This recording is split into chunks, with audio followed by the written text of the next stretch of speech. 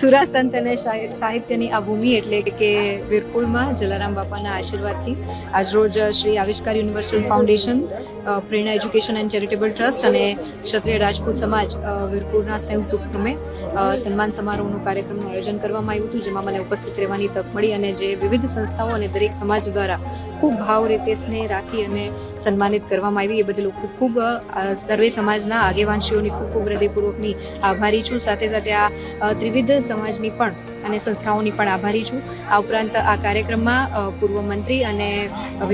જેતપુર વિધાનસભાના ધારાસભ્યભાઈ શ્રી જયેશભાઈ તેમજ ગોતનભાઈ જે અમૂલ ડેરીના વાઇસ ચેરમેન છે અને વિવિધ આગેવાનશ્રીઓની ઉપસ્થિતિ હતી. ખાસ કરીને શિક્ષણ આ ભૂમિની અગત્યતા અને આવનારા સમયમાં ભાવિ પેઢીનું જે રીતના સંસ્કારોના સિંચન સાથેનું શિક્ષણ છે એ અપાવી શકે એ માટેના એક આ સન્માન સમારોહમાં મને ઉપસ્થિત રહેવાની તક પડી એ બદલ ખૂબ આભાર માનું છું.